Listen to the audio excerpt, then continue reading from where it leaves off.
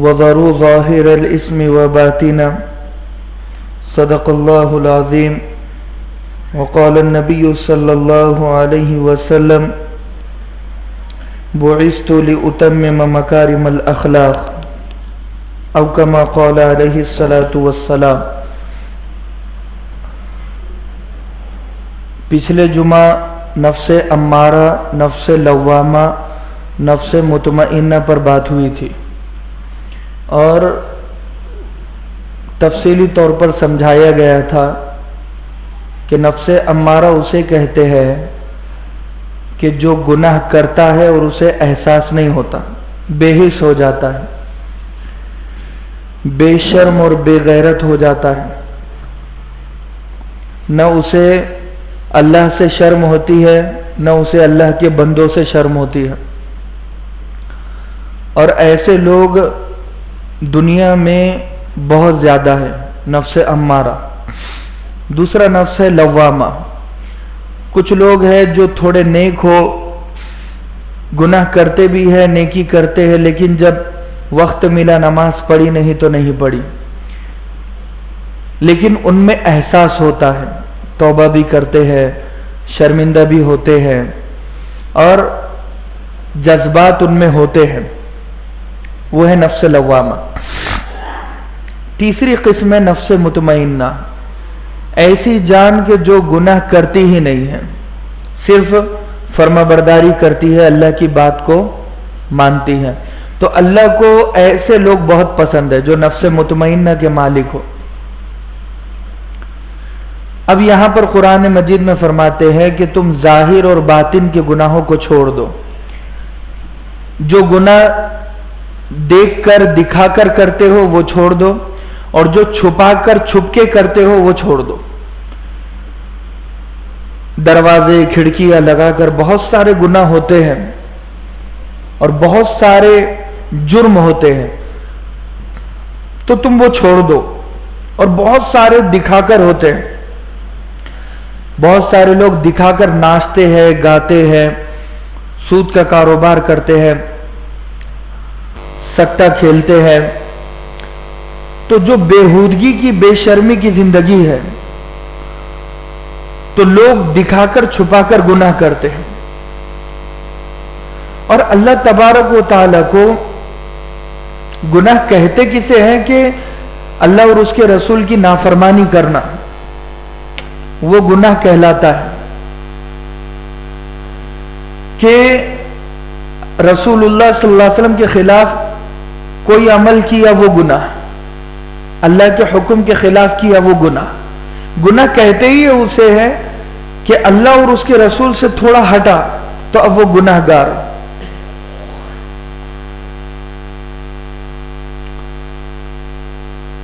और बिदअत का अमल किया, दीन में कोई नई चीज पैदा किया, वो भी गुनाहगार। दीन में कोई कमी की, वो भी गुनाहगार। बड़ा सतर्क और चौकन्ना रहकर मुसलमान बनकर चलना है। कोई अमल हमारा नबी से आगे ना हो और कोई अमल हमारा नबी से हटके ना हो। मैं वो करूं जो हमारे नबी ने किया। गुनाह की मिसाल नासूर के मानिंद है, कैंसर के मानिंद है। जैसे कैंसर जहां हो उस हिस्से को काटना जरूरी। अब उसका इलाज आया है लेकिन पहले नहीं था। तो गुनाह का इलाज है उसे छोड़ देना, वरना वो गुनाह इंसान को खोखला कर देता है अंदर से। एक होती है आकाश बेल। जैसे दरख्तों पर बेल लगती है तो दरख्त बढ़ता नहीं है, फूलता और फलता नहीं है, बल्कि कमजोर हो जाता है। वो बेल उसे जकड़ लेती है और वो बेल की वजह से बहुत नुकसान दरख्त को उठाना पड़ता है। तो इसीलिए कई सारी दवाइयां ऐसी है कि बेल दरख्त पर ना लगे, इसीलिए दरख्तों पर छिड़कते हैं आज भी। तो आकाश बेल जैसे दरख्त को बढ़ने नहीं देता, बिल्कुल ऐसे ही गुनाहगार का गुनाह उसे जकड़ लेता है।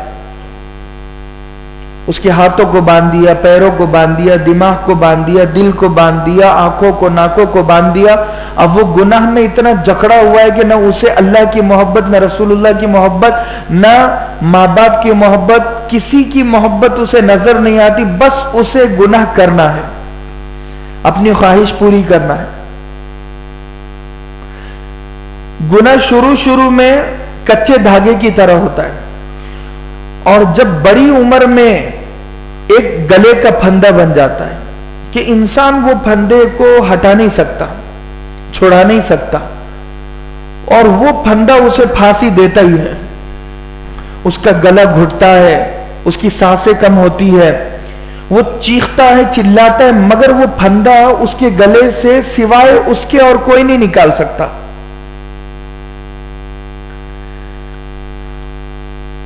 और बचपन में जो गुनाह हुए वो 55 तक होते हैं, इसीलिए बचपन की तौबा असरअंदाज है।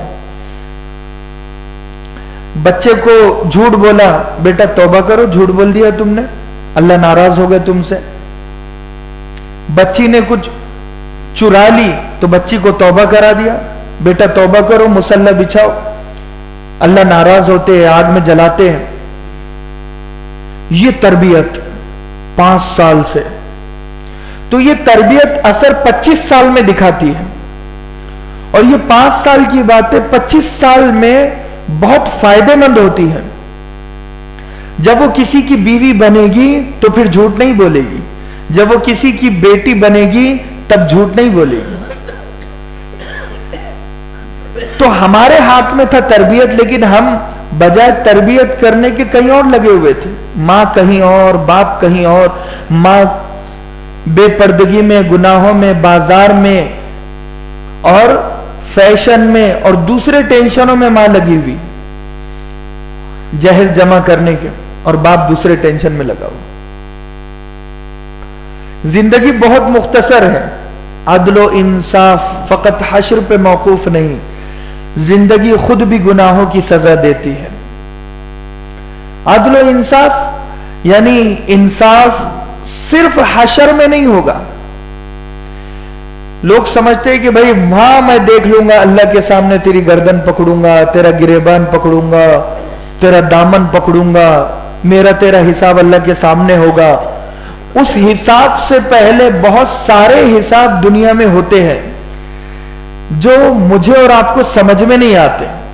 अदलो इंसाफ फकत हश्र पे मौकूफ नहीं। शायर मशरिक अल्लामा इकबाल ने क्या बढ़िया बात कही है। कई पुरानी आयत का मजमुआ, कई अहादीस का मजमुआ, ये एक शेर बनता है। जिंदगी खुद भी गुनाहों की सजा देती है। जैसे जियोगे मौत भी वैसे ही आएगी। कमा तहयौन तमूतून, अल्लाह के नबी सल्लल्लाहु अलैहि वसल्लम, अगर जिंदगी बंदे बनकर गुजारी, नेकियों में गुजारी, मस्जिद में गुजारी, फर्माबरदारी में गुजारी, तो मौत भी सुकून से आएगी। तो यही है कमा तहयौन तमूतूना।